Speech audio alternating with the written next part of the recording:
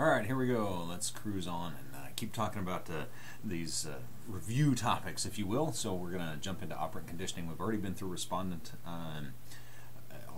We can talk more at other times, or feel free to ask me questions about some of the applications of the operant or the classical conditioning stuff. But just know that it is relevant. It isn't just for other species. It is for us. We go through a lot of that stuff.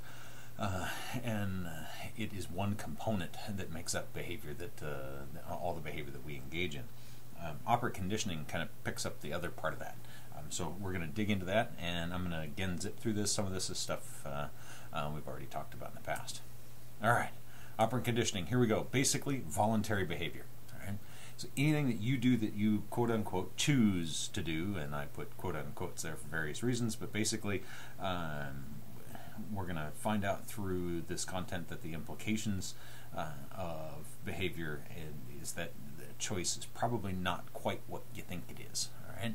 So voluntary behavior, again, that's just the behavior that we do on a daily basis, like getting your coffee or driving your car or talking to your friends or even doing this lecture. Right. So what we need to know right off the bat with operant conditioning is it's a three-term contingency. So stimulus, response, and stimulus. Okay? So, but it's the consequence, it's that second stimulus that determine the probability of the response that's made in the three-term contingency. So you are in a particular setting, that's the first stimulus, you engage in a behavior, and then something happens. Okay? Consequences aren't bad by definition, it's just something that happens as the result of something else, right? So as you experience those consequences, then the probability of that behavior in that context will increase or decrease. So it's those consequences that are important. Right? Eliciting versus emitting. With regard to classical conditioning, we talked about eliciting. In other words, the stimulus it has the power, right? The first stimulus. So in classical conditioning or respondent conditioning, whatever you want to call it. Why? Because it's a reflex. The stimulus causes the reflex to happen. So the response is elicited. With operant conditioning, though, we talk about emitting. The response is emitted by the organism and then acted upon by the environment. And the behavior acts upon the environment as well. All right, so that means that this is what leads us to the concept of voluntary, right? Because we emit the response. We spit out the response first, or the dog spits out the response first, or the kid spits out the response first. Then that behavior operates on the environment, which in turn operates on it, and so on and so forth. Right? So emitting, again, no blank slate. This is where some people will misinterpret behavior analysis and radical behaviorism in general. It's because we tend to think that, people tend to think that behavior analysts think, we're just a bunch of machines and we're just all responding as, reflexes and things like that. But that's not the case. What this implies is an interesting thing, right? That if you're emitting a response, you have to do something before that something, the behavior, can interact with the environment, right? So where was the first one? This process has to get going somewhere. In other words, there's no blank slate. The old idea of tabula rasa, right, the blank slate, doesn't fit with what we know. And a lot of people think classical or that the radical behavior stuff or the applied behavior analysis, where they go, it's all blank slate. No, actually, we don't believe it's blank slate at all. Why? Because you had to be prepared as an organism to emit a response from day one. So you emit that response on day one, and then it starts to act on the environment. Okay, so how did you emit that response? Well, that's where biology comes in, right? So we are prepared as organisms, as most complex organisms are, to behave. So we start behaving, and then the natural selection procedures take in place, right? Behavior is selected for, some is kept, some is not kept, and we go through it like that. Right? So as I said earlier, behavior operates on the environment. In other words, your behavior changes the environment in some way. Adding your behavior to the environment does it. So for example, right now, I'm behaving in this environment. I am speaking in my office to a computer, right? So, but that is changing my environment in some way. Maybe somebody's outside my office listening to this. Maybe they laugh, maybe they don't laugh, maybe they think I'm an idiot, whatever. But my behavior operated on that environment in some way. And in turn, the environment operates on the behavior. In other words, the environment will then select or deselect a behavior, right? So if the behavior that I'm emitting in a particular environment is a functional one, if it serves a purpose, then it may stick around. If it doesn't serve a purpose, it may be punished and gotten rid of. Right? All right, how does natural selection play a role? Well, historically, there's 3 levels of selection. You've got species level selection, right, which is the stuff that we all talk about, right? And just bear with me here, and we'll eventually get to why there's a picture of a beach and natural selection. Anyway, it doesn't have to do with us crawling out of the ocean. Species level selection is the natural selection that we all know about. That's the Darwinian selection stuff. Skinner termed that phylogeny, right? So phylogenetic selection. Right? So you're selecting for particular genes. Right? I'm going to come back to cultural level selection. Right? But individual level selection is what behavior analysis is all about. This is ontogeny. Right? In other words, selection by consequences. So your behavior is selected as well. Species level selection is slow, right? With the exception of some species, like fruit flies and things like that. We don't get a chance to observe this one within our lifetime. But individual level selection is something we do observe within our lifetime. We observe it on a moment by moment by moment basis, right? Point being that this is your behavior. Behavior is being selected for. Right? Nature conserves, right? It keeps things that work.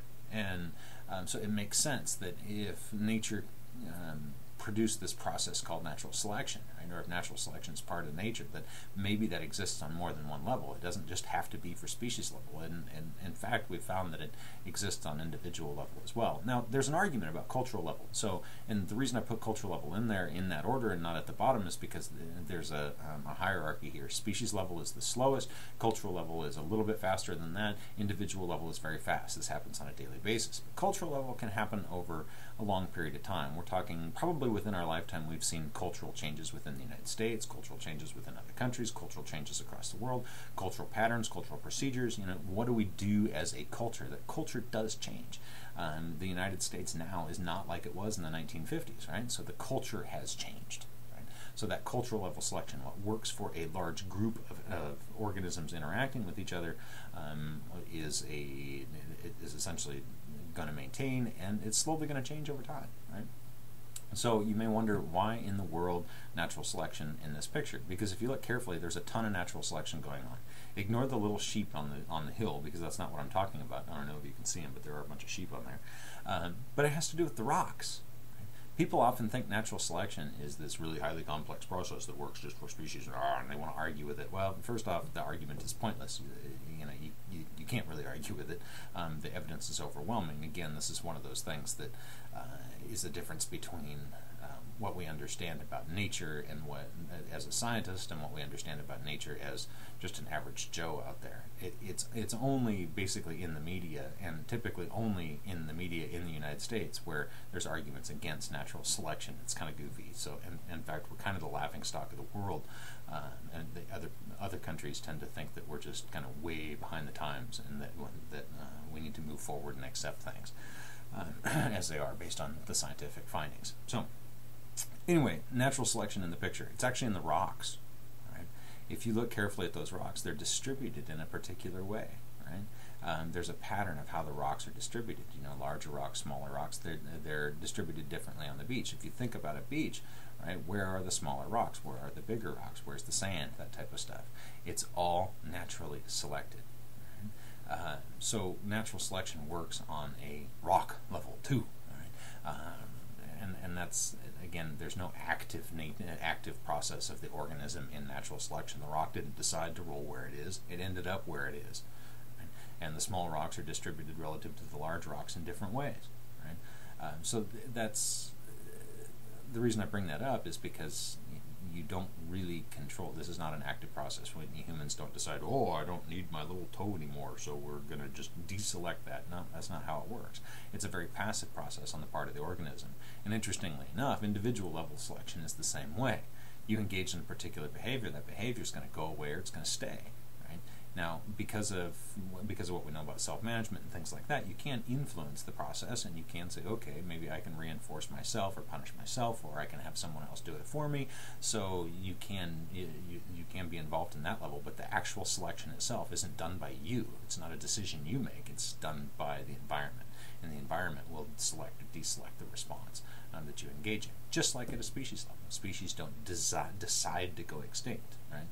Species don't decide to change their genetics. They just do. Right? That's kind of late.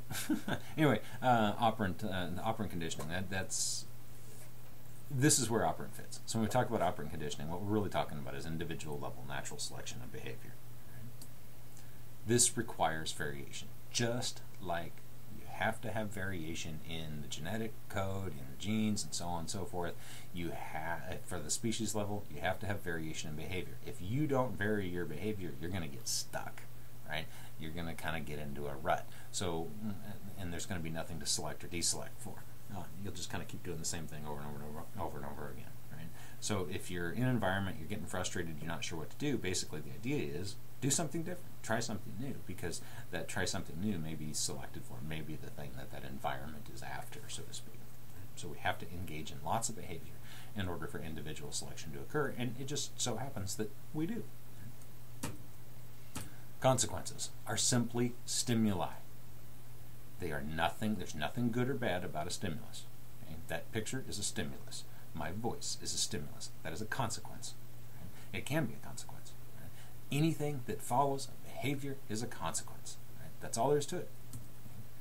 Consequences affect future behavior only. They cannot affect something that happened in the past.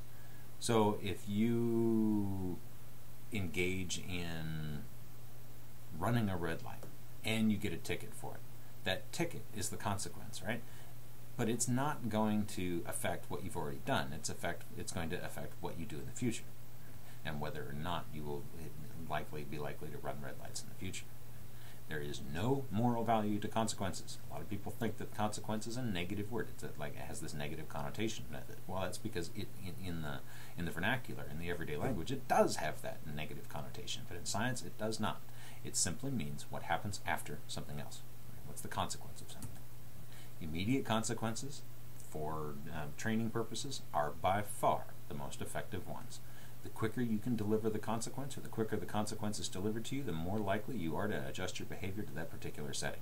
Be that a punishing consequence, and one that reduces a behavior, a reinforcing one that increases a behavior, it doesn't matter. Immediate is the most effective. So let's look at reinforcement. With all reinforcement, I don't care what type it is, positive or negative, the probability of the response will increase. In other words, we're strengthening. Right? So we're strengthening a particular behavior. We're building it up. That's what reinforcement does. In order for you to know that reinforcement has occurred, you can't guess. You have to observe. Right? We have to see that that response is actually increased, or the probability of that response is increased. Right? A good definition of reinforcement to work off of is contingent. Here it is. So reinforcement can be defined as adding. Let me try it again. Reinforcement can be defined as adding or removing. Let me try it a third time here. Yeah, I've given this definition 8 million times. I don't know why I don't just have it memorized, but I do. But it just comes out wrong all the time. Anyway, whatever. Here we go.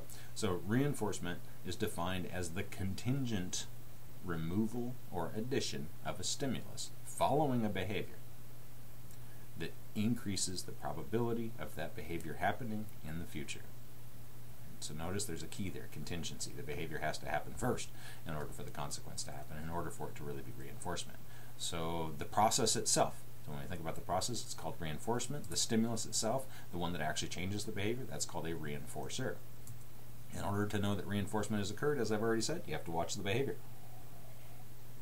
This is an empirical process. You can't guess that reinforcement has occurred. You have to know. So before something, you can guess that ice cream is a reinforcer, but it might not be. You can guess that a pat on the back is a reinforcer, but it might not be. You can guess that the loss of a headache is a reinforcer, but it might not be. Right? You have to see if it changes behavior first. All right, let's switch gears a little bit and go into the other side here. Punishment. All right? This is very similar to reinforcement, except that it decreases behavior. So the probability of the response is going to decrease. In other words, we're weakening it. So punishment defined is the contingent adding or removal of a stimulus following a behavior that decreases the probability of that behavior happening in the future. The process is called punishment. The stimulus, the thing that does the punishing, is a punisher. Again, you have to watch the behavior to know what's going on. You don't know, just spanking someone is not by definition a punisher. Spanking someone is adding a stimulus. So it may be a punisher, right? But we'll find out if it is a punisher, because if it is, then the behavior will decrease. So again, you have to watch a behavior, and we're going to have to watch out for a lot of this stuff, because with a lot of these things, you have no idea what's going to be a punisher, no idea what's going to be a reinforcer ahead of time. And things that we often think are reinforcers are sometimes punishers, and that's why you have to focus on the empirical nature of this. You have to watch to see what's happening, because if you don't, you're not going to have any clue. Just guessing that putting somebody in timeout is going to effectively reduce their behavior is just that. It's a guess. It probably will, but you're not sure until you actually do it. Right? So that's the key with this stuff. You have to give it a shot to find out. All right, a couple types of reinforcement. We got positive reinforcement. Positive does not mean good. There is no moral here, no moral values. Right? So positive reinforcement simply means a stimulus is added following a behavior, and the behavior increases. It says nothing about goodness, right? And meaning that positive reinforcement is not better than negative reinforcement. It's not better than punishment. It's not better than positive punishment or negative punishment. It's just positive reinforcement. A stimulus is added that strengthens the response. Okay? It says nothing about good. Different strokes for different folks. You never know what's going to be a reinforcer. What reinforces me probably won't reinforce you guys. What reinforces you guys probably won't reinforce your children. What reinforces your children probably won't reinforce a teacher, and so on and so forth. Even kid A and kid B, same age, similar experiences in life. What's a reinforcer for one might not be a reinforcer for the other. I know people that just absolutely love froyo, and I know people that don't. So guess what? Different strokes for different folks, and that's okay. There's nothing wrong with that, and that's part of the reason why you have to watch the behavior to see what's happening, right? To see is this particular stimulus a reinforcer, is this particular one not. For example, one of the things that's a really big reinforcer for me, for whatever reason, is woodworking, right? And there's some cool stuff that I can do in woodworking that just gets me really excited. But if I was to, have you do that, it might not make you you might not give two shits at all, right? Who cares if you can do a hand-cut dovetail? It's irrelevant, right? Not everybody, that's not a reinforcer for everybody, but for some folks it is. Negative reinforcement, this gets a little tricky because people think, again, bad, right?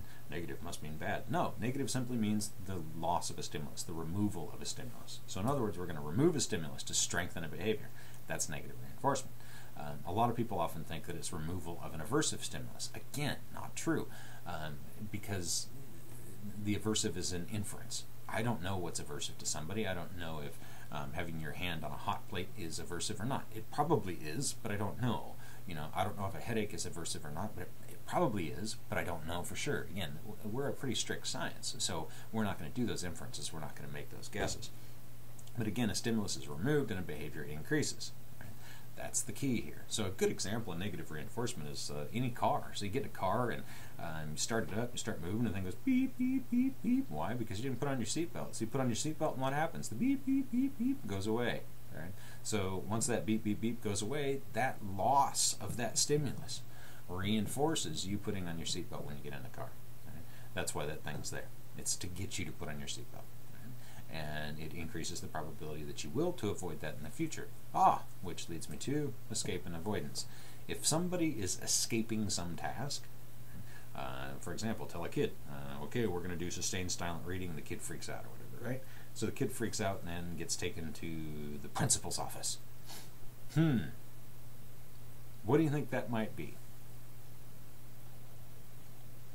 Well, it could be a bunch of things. Ideally, the teacher's trying to punish the behavior by taking the kid to the principal's office, but look at what happened. The kid just escaped a task that they probably didn't want to do. The kid didn't like reading or whatever, so they threw a tantrum or they did something they aren't supposed to, and they ended up going to the principal's office. So they just escaped a particular activity. Right? And that will most likely reinforce the behavior that they did, so to produce that consequence. So in this case, the teachers made a mistake. They didn't know it, and they weren't doing it on purpose. They were trying to do the right thing, and that's the beauty of this stuff, is that you have to try to find out. You have to try to see if it works. Maybe taking the kid to the principal's office would have worked, but let's work with a kid. Let's think about a kid that it doesn't work. So the teacher tries to take the kid to the principal's office to punish him for the inappropriate behavior, and next thing you know, the kid's back in the classroom. Sustained silent reading starts again. The kid acts out again. Goes to the principal's office, right? And this cycle just starts to build up, and the teacher's getting upset. The teacher's freaking out. I can't get this kid under control. They send notes home to the parents, so on and so forth, and this continues on and on and on and on. Well, what's happening is that the teacher's response is reinforcing the kid's acting out. It doesn't seem like it would be that case, but going to the principal can be a reinforcer. Why? Because they're escaping the task at hand, right? And the task at hand might have been too demanding or whatever. We don't care about that part right now, but they are escaping it, and as a result, they're likely getting reinforced for it. So you'll see that escape is a huge aspect of inappropriate behavior in the schools, and that is, it's a tough one, because what do? You just let the kid act out, or you do something else? Well, the answer is you do something else. You have to get the behavior under control in some way. Another aspect of negative reinforcement is avoidance. You do things to avoid stuff. Like, for example, in my car, I will put on the seatbelt before I start moving, because once I hit 9 miles an hour, right, that's when the seatbelt beeper starts beeping, right, and then it goes crazy. Right? So I will put my seatbelt on before my car hits 9 miles an hour to avoid that beeping sound, which is really annoying. So escape and avoidance always, always, always means negative reinforcement. If you see a kid escaping something, or if you see somebody avoiding something, they're doing so because they've been negatively reinforced for it. All right, punishment types. Positive punishment. Stimulus is added to reduce a behavior, and a behavior decreases, right? So spanking is a positive punishment. I know. Some people are like, how can that be positive? Why? Because no moral value. Positive just means added. The stimulus was added, and the behavior reduces. Negative punishment. The stimulus is removed, and a behavior decreases. This is like grounding, right? So you ground someone, right? You ground a kid, right? And what you're really doing is you're not adding anything. You're actually taking away their access to friends, or taking away their access to the outside, or whatever it is, right? So you're negatively punishing the behavior. You're removing a stimulus to reduce whatever the problem behavior was. And again, we have to do this contingently, and so on and so forth. Excuse me. Negative punishment is also thought of as response cost, especially when we think about it in the context of like a token economy or something. We'll use response costs. So in other words, a response is going to cost you something. So if you make that particular response, I'm going to take something away. This is how our society primarily functions. You make a response, you drive too fast, we're going to take away some money. You drive too fast again, we're going to take some more money. You drive too fast and drunk and you hit somebody, and we're going to take away a whole bunch of things, like including your freedom, so we're going to send you to jail. So jail is essentially a negative punisher. It's the loss of the freedom. It's a loss of this, loss of that. There's also some positive punishers involved in jail. Maybe the adding of the clothes, and maybe some physical beatings by the inmates and things like that. But those are different. They're not really directly related to the problem behavior at hand. But our legal system primarily functions on a negative punishment approach. All right. So here's an easy way to think of all this stuff. Okay. Probability of behavior. Is it increasing? Then it's always reinforcement. Probability of behavior, is it decreasing? Then it's always punishment. If a stimulus was added following the behavior, it's always positive, reinforcement or punishment. If a stimulus was removed following the behavior, it's always negative. Okay? So this is a nice little contingency table to remind you of how this stuff works. All right, lots of different reinforcers. Okay? Lots and lots of different ones. So here we go, unconditional reinforcers. Here is where we start to blend classical conditioning and operant conditioning. So you'll see the term is the same. Unconditional response, unconditional stimulus, unconditional reinforcer. Why? Because a reinforcer, there are some that you didn't have to learn anything about, and they're really straightforward. It's food, sex, and water. Okay? So, and not just sex, but sexual contact, and those types of things. The feelings that you get as a result of that are unconditional. You didn't have to learn that. It's just something that's part of you as an organism. It's something that you're phylogenetically prepared for. Right? So that's something that's been selected for. So food, sex, and water, those are your cores. And those things will always work as reinforcers. Of course, we have to talk about deprivation and things like that in order for them to be more valuable reinforcers, but you get the idea. Okay. Conditioned reinforcers, these things are are built by pairing them with other reinforcers. So I've introduced some new notation for you here. SR, a stimulus with the superscript R there. That's a stimulus that reinforces. So SR means reinforcer. Okay? You could have an SR plus, positive reinforcer, and an SR minus, negative reinforcer. Right? So a conditioned reinforcer is just something that's been paired with sex, food, or water, right? Essentially, or warmth. And there's a couple of other unconditional reinforcers. I think warmth is one of those things, right? So the idea is that that anything that is a reinforcing stimulus is either an unconditional one or a conditioned one, and it gets that way through pairing. Right? That clicker training, okay, that you guys may have read about with the don't shoot the dog, or that you've known about with other stuff. So the clicker training is about taking a click, okay, and making that click, okay, a reinforcer. Now it doesn't make a lot of sense at the surface. How can that, okay, be a reinforcing stimulus? Well, it's not hard. All I have to do is use a classical conditioning process, and I say, okay, every time I give the dog a treat, right? So I'm going to give the dog a treat, then I'm going to do this, okay, and then I'm going to give the dog a treat, and then do this, and then give the dog a treat, and do this, and give the dog a treat, and do this. It takes a little while, not too long. It takes a little while. Well, eventually, what's happening is that click, right, is going to build is going to end up being a reinforcer. Right? It's going to take on the property of the food. And in fact, I kind of did the process backwards. You would click and then treat, click and then treat, click and then treat. That's the proper way. That's that trace conditioning procedure that we talked about with classical conditioning. So we developed that clicker, okay, as a conditioned reinforcer. So now in the future, all I need to do is click, and I can strengthen a behavior. Kind of cool, right? And it works like a charm. But you have to watch out, because if I don't continually pair that click with the food, eventually the power of that click is going to go away. Right? So that's normal. All right, generalized reinforcers. These are things that work with many behaviors. They work with many people. Money is the most classic example of a conditioned reinforcer that's also a generalized reinforcer. Right? So basically, I can give anybody money for the most part, with the exception of some people, Bill Gates and what's his name, and Mark Zuckerberg, those types of folks. You give them $1,000, don't give 2 hoots. That's not going to be a reinforcer to them.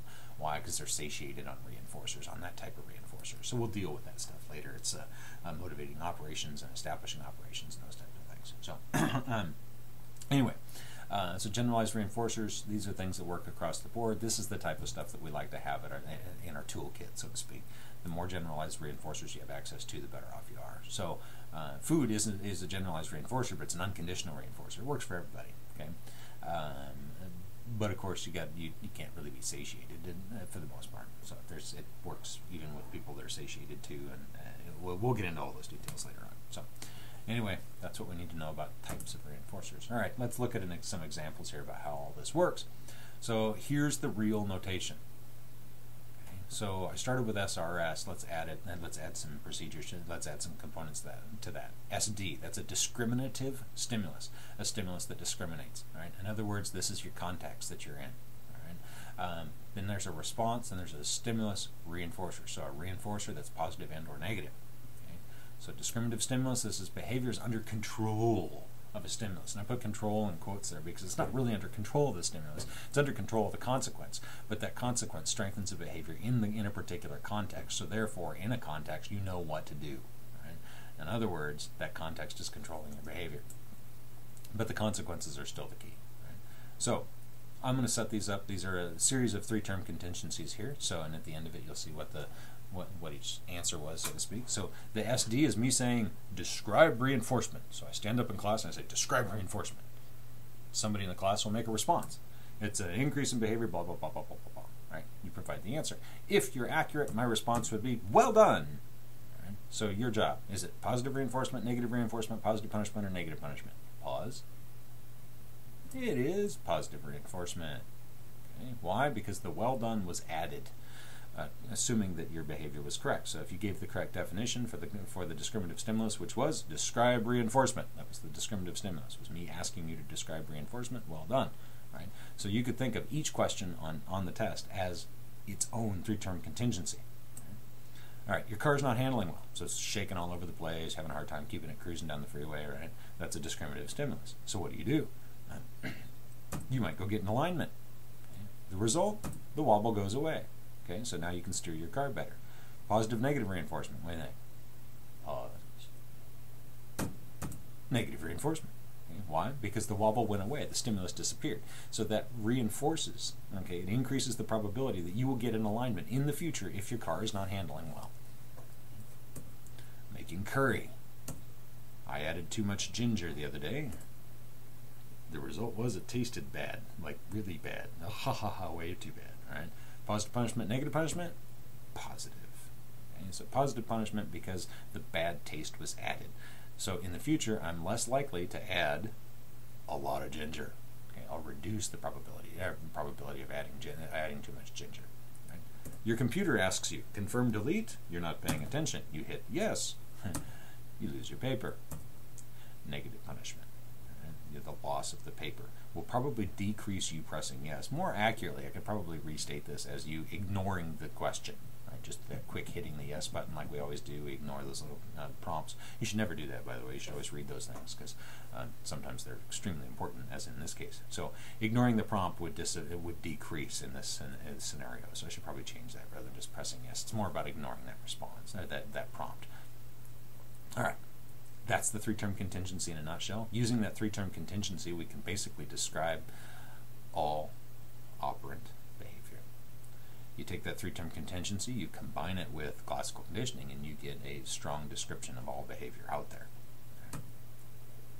All right, well, how do we get to complex behavior? Okay. Got to remember, these processes are going on all at the same time. They're stacked on top of each other. There's thousands of these happening right now. Over and over and over, just non-stop. When you present it visually like I did on that last slide, it looks like one happens, then another one happens, then another one happens, then another one. It looks very mechanical. In reality, it's so much more fluid than that. Right? Sometimes the consequences are immediate, sometimes the consequences are delayed, sometimes you've got 3 or 4 of these things going on at once, sometimes there's multiple consequences for the same behavior. We call that, oh my gosh, the world is confusing, right? In the lab, we can easily tease these apart. And that's why we know that this is how behavior is functioning, right? It's because we can do this in the lab. Applying it's a whole different ballgame because the teacher providing the punisher for the kid is one thing, but maybe the teacher can't provide the punisher for the kid because the parents have said, I don't want you to use any punishment with the kid. Now I'm screwed. Right? All right, so let's think about that kid and the teacher, right? So the idea is that the kid is engaging in the inappropriate behavior. They escape the environment, and that reinforces their behavior. But let's also think about it from the teacher's perspective. The teacher has a disruptive kid in the classroom. What's he or she supposed to do? Okay, so, well, in this case, the teacher decided to make a decision to take the kid to the principal's office. So from the teacher's perspective, the behavior of taking the kids to the principal's office is reinforced by the loss of that disruptive child in the classroom, so the loss of that disruptive stimulus. So, in this case, both the teacher and the kid are being negatively reinforced. So and then it's causing a problem, right? So you can see how this starts to cycle up, right? Because taking the kid to the principal's office reinforced the kid for engaging in the behavior to escape the task at hand, and at the same time, the loss of that kid interacting in the classroom or disrupting the classroom reinforces the teacher, negatively reinforces the teacher for taking the kid to the principal's office and kicking him out of the class. So now you've got this nasty cycle, and good luck trying to stop it until you know that, hey, there's something else going on here. We've got to look at behavior from a different perspective. Right? Individual behavior patterns, what are they? Really simple. They're not something magical called a personality, which, by the way, is magical, right? And it's circular, right? Don't tell me that you do something because that's your personality. No, it is your personality because you're doing it. Right? So the things we do make up our personality. Well, we have to explain where those things come from. We cannot say that, well, I'm an extrovert. That's why I talk to all the people. No, it's the other way around. You talk to people, which is what makes you an extrovert. So we need to explain why you're willing to talk to people. So individual behavior patterns, in other words, the personality you have, it's your reinforcement history.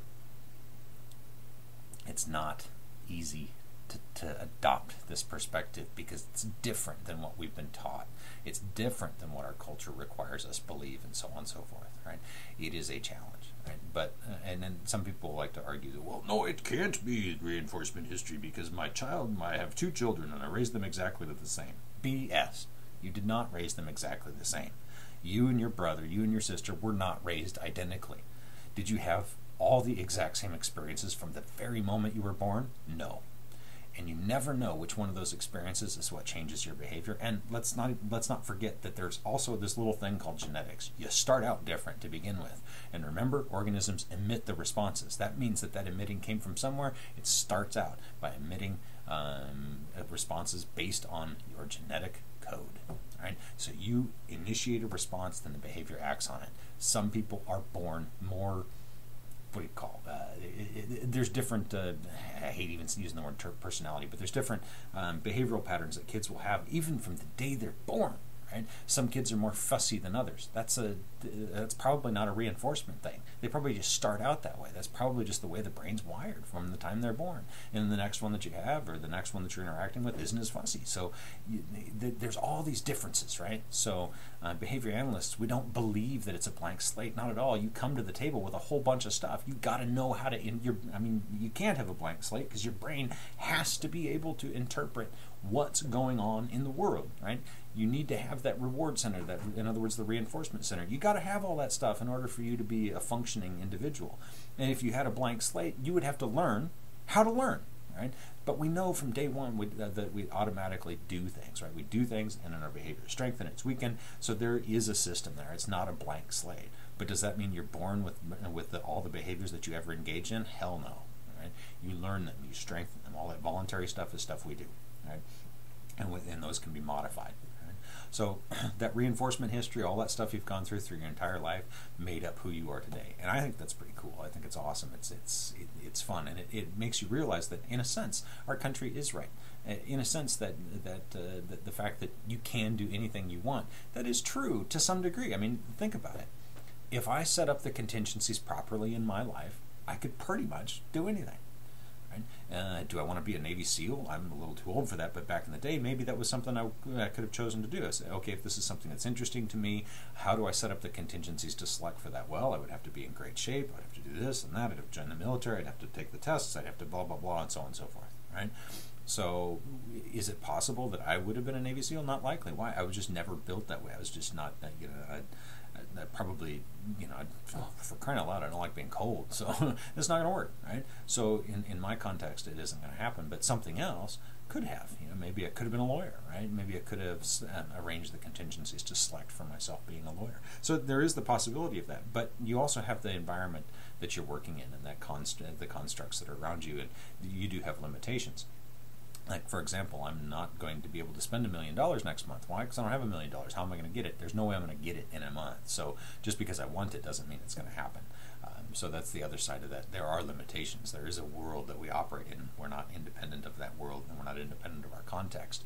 And this is one of the worries that happens in the political arena, is with this whole separation between the gap between middle class and upper class. Where's that coming from, and what problem is that leading to? Well, some of the problem it's leading to is upward mobility. It's very difficult to move out of one class up into another. In fact, as someone famously quipped on TED one time, if you want to live the American dream, move to Sweden.